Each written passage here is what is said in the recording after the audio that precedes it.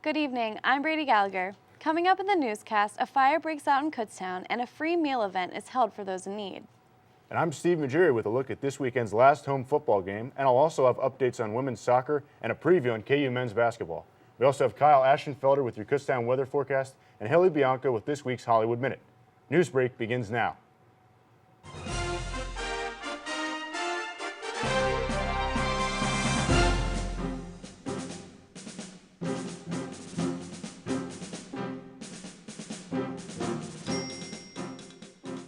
This past Sunday, a fire broke out on 140 Winch Street in Kutztown. Kutztown residents David Heller and Mandy Graff escaped the fire with only minor injuries and were treated at the Lehigh Valley Medical Center. Heller suffered burns and Graff was treated for smoke inhalation. The house suffered significant damage, which will likely cost hundreds of thousands of dollars to repair. The attached house only suffered minor fire damage but suffered major smoke and water damage. According to fire officials, the fire was caused by unattended cooking. The residents' dog and cat were both killed in the fire. However, the dog is credited with saving the owner's life after barking and alerting the residents. On Tuesday, a free holiday meal was served to those in need at the Queen City Family Restaurant in Reading. More than 1,000 people were served the free meal, which included ham, mashed potatoes, and more at the 5th annual People First event. Started by Steve Elmarzowski, owner of the diner at 100 Lancaster Avenue, the meal and clothing giveaway aims to help the homeless, the impoverished, the elderly, and the lonely residents of the Reading area. One of the guests in attendance was Brian Woodring, a disabled Marine Corps veteran who lived out of his pickup truck for 2 years until a local program helped him to afford an apartment of his own. Not only was Woodring in attendance, but he also volunteered to help with the event as well. An exciting play is leaving people in the Rickenbach Learning Center in laughter. Newsbreak's Matt Kuiper has a story. Lots of laughs, lots of falls, and lots of fun at this blackout comedy at Rickenbach Theater. May I present Colonel Milk It! Black comedy is a play that draws in the crowd until the very last second. Its unique concept on how it perceives a blackout makes it one of a kind. The Queen. You are ridiculous. It had a great turnout with a lot of pleased audience members. Thrust of the argument. It's the anguish of our times. Eric Eldred, who plays the main character Brinzy Miller, explains why this play is so unique. It really deals with the physical aspect of theater, like that kind of like big physical humor comedy, like almost like the way Dick Van Dyke was back in the day. It's a lot different because it requires a lot more focus and really like fine tuning, especially with trying to see in the dark as well. Why on earth shouldn't I? Roxanne Ricks, director of Black Comedy, talks about how the talent of the cast helped make the play more unique and enjoyable. These are some skilled people who have done other shows, who've done classes. I felt like a lot of the character development they do on their own. Of course, I work with them, but the most fun for me was the amount of invention every night. There'd be more and more invention, which includes night to night in the performance itself, by the way, because the opening night of a show is really just the beginning for actors. As they integrate the audience, they get to know their characters better, they get confidence in their show, and they keep inventing. So every night there's something new and different. There are 3 more performances going on for Black Comedy. The last one you can see is on Saturday at 2 p.m. At the Rickenbach Theater, I'm Matt Kuiper, reporting for Newsbreak. Right now, let's head over to Haley Bianco with this week's edition of Hollywood Minute. Hey guys, Haley here with your Hollywood Minute. 2 summers ago, all anyone could talk about was the 50 Shades of Grey books. And now it's finally going to be a movie, but not right away. Universal Pictures just announced that the release date has now been pushed back from the summer 2014 date back to Valentine's Day 2015. If you don't know anything about the movie, that's perfectly fine. Just know that it is going to make every woman's Valentine's Day and everyday life expectations impossible to fill.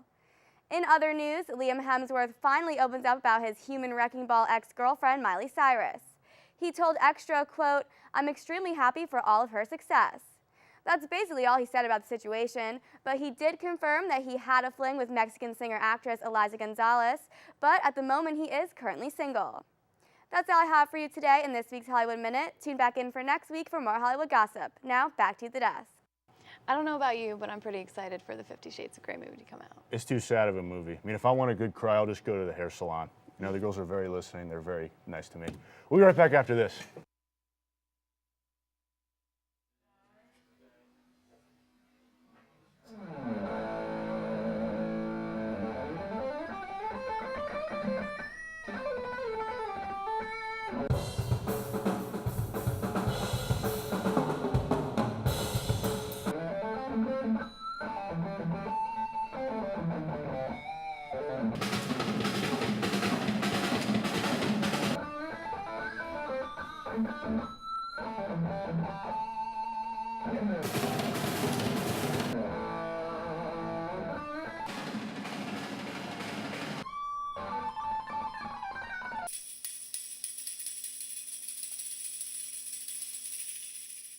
Mic check.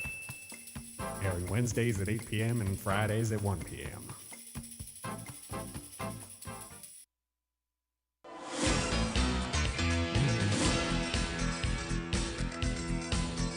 Be sure to tune in Tuesday evenings at 7 p.m. to catch co-hosts Devin Raventoss and Eddie Rishit as they travel around the Berks County and Lehigh Valley area, exploring some great places to visit. Camera One re-airs Wednesdays at 7:30 and Fridays at 12:30. Don't miss it!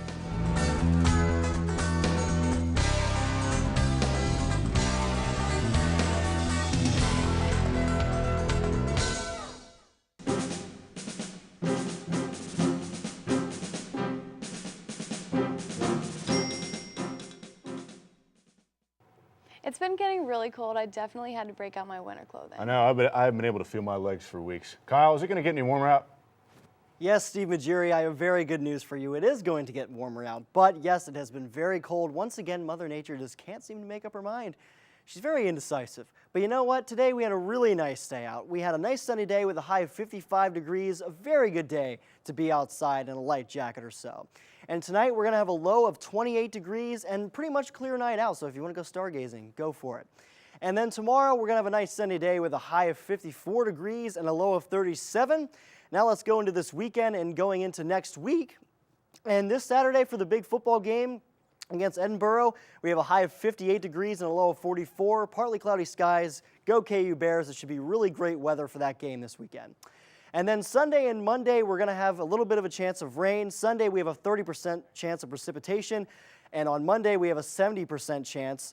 And Sunday, we'll have a high of 60. And on Monday, we'll have a high of 59. And then Tuesday and Wednesday, we will have partly cloudy sky days with a high of 43 on Tuesday. And Wednesday, a high of 41 and a low of 25 on Wednesday. So it is going to get colder. But for right now, going into this weekend and into early next week, we're going to have some pretty nice warm weather. So, and then, of course, later we'll get into the colder weather, the late fall kind of weather. So I hope you all enjoy that. And back to you guys at the desk. Thanks, Kyle. The annual Sing Messiah event will be held this Sunday at 3 p.m. at the Lincoln Park Community United Methodist Church. This year's event will be a farewell for the Berks Chamber Orchestra conductor, Brian Gibson, who is retiring after 8 years of conducting. This particular Sing Messiah began under Donald Reber, a now retired music educator in the Reading School District. Held in 1976, the First Presbyterian Church held the first Sing Messiah. In this unique piece, Sing Messiah is a performance in which the audience is the chorus and professionals sing the solos in the Christmas portion of Handel's oratorio. Gibson has sung solos in church since he was 5 and learned to play organ and piano along with vocal training. Gibson has had a career as a church musician as well. Lambda Chi Alpha held a pumpkin smashing fundraiser today in front of the McFarland Student Union. Students who donated $1 to the fundraiser were invited to smash any pumpkin of their choice. Donations went towards the fraternity's food drive for feeding the hungry. Also, raffle tickets were sold for the Susan G. Komen Foundation. As we all know, it is stink bug season, and a new Japanese stink bug is causing problems for United States farmers, and it looks like it's headed towards Pennsylvania. The new bug, called Megacopta crybaria, is known as the kudzu bug because its diet consists mainly of the invasive kudzu vine. However, once it's finished eating the vine, it feasts on soybean crops, which is the main worry of most Pennsylvania farmers. And just like any other stink bug, it secretes an odor when crushed. However, it has an added defense. Because of another secretion, instead of biting when handled, this bug causes mild blisters and dermatitis. Entomologists aren't sure if this new bug will survive our cold climate, and if it does, we should seal up our houses, and if it happens to get inside, treat it like any other stink bug and put it outside. I hate stink bugs, and I hate that there's a new one that gives you blisters. I know, it looks like the Japanese are invading again, but we'll worry about that as a separate topic.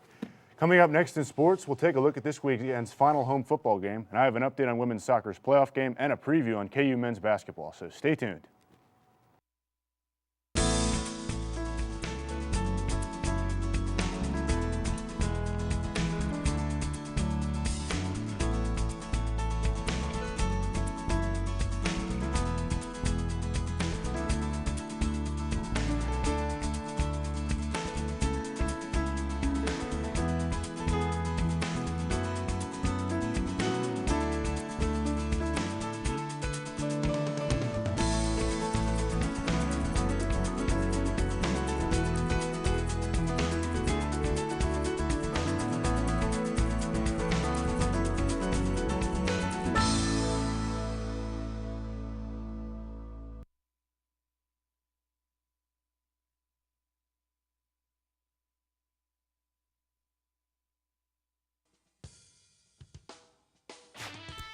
I'm Adam, and I have your 3-minute drill on BTL.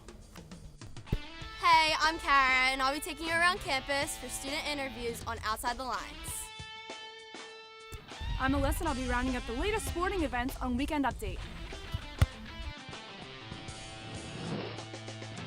Hi, my name is Dylan, and I have your top play of the week on BTL.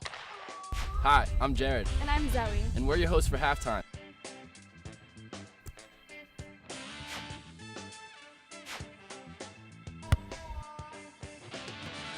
Hey, I'm Haley. And I'm Steve. And we're the hosts of Between the Lines. Tune in Wednesdays and Thursdays at 7. And Fridays at noon for all the latest breaking KU sports updates. And remember, being outside the lines only gets you the scores.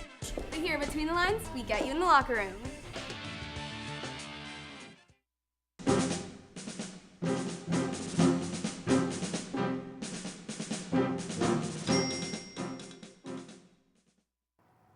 And now to the lighter side of things with sports. The Kutztown University football team will look to end their season on a 3-game winning streak when they host the Fighting Scots of Edinboro University this weekend. The Scots come in sporting a 3-4 record in the PSAC West with a 5-5 record overall. Edinboro leads the all-time series 5-3, but the Golden Bears will be prepared as they have found a new gear offensively. In the past 2 games, KU has amassed 1,246 total yards of offense and have scored 12 touchdowns. Quarterback Josh Luckenbaugh has shown great progression in the past few weeks as he has increased his passing yardage total in each of his last 3 starts. Luckenbaugh has thrown for 908 yards and 9 touchdowns with only 1 interception over that span.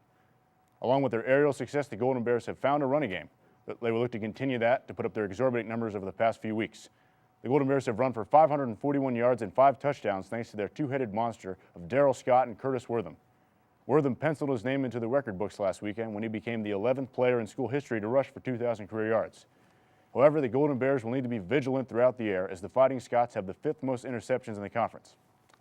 KU will be honoring 12 seniors on Senior Day as Curtis Wortham, Chase Fraley, Alex Dinolfi, Brett Fox, Nathan Fair, Matt Connors, Dan Mamau, Matt Piroli, Matt Galloway, Alex Atiye, Justin Michelax, and Alex Wagner will be playing their last game in the maroon and gold. KU will look to send its 12 seniors off the right way at 1 p.m. at University Field. The game will be broadcast live on KU TV and on PBS 39, so be sure to watch. Now for an update on women's soccer, as the Golden Bears were given an at-large bid when the NCAA selection show gave the Golden Bears a 5 seed on Monday evening. KU will take on 4th-seeded Westchester at California University of Pennsylvania tomorrow afternoon. Head coach Eric Burstein was ecstatic about his team qualifying for the national tournament, and I quote, "It's always great when you're able to earn a trip to the national tournament, not only for the girls, but for the university and our athletic department," Burstein said. "I was very nervous, but even more excited for our girls when I saw we were in. Our girls deserve this chance, and I don't think they were ready for the season to end." The Golden Bears overcame a lot of adversity this year by making the national tournament for the 4th time in the last 5 years in what was originally coined as a rebuilding year at the start of the season. KU will look to be led by first-team All-PSAC forward Sam Costello, who was one of 3 Golden Bears given All-PSAC honors this season. Costello netted 6 goals this year and has dished out a team-leading 11 assists. The junior is 1 assist away from tying the single-season school record set by Kim Kelly in 2007. The game is scheduled for a 2 p.m. start, and live stats and audio will be available on the Golden Bear Network. Now it's time for some hoops, as the Kutztown University basketball team will kick its season off tomorrow against Goldie Beacom College in Delaware. The Golden Bears are coming off a tough, injury-riddled 5-23 season where they sat near the basement of the PSAC East. Head coach Bernie Driscoll will enter his 14th season with potentially his youngest team ever.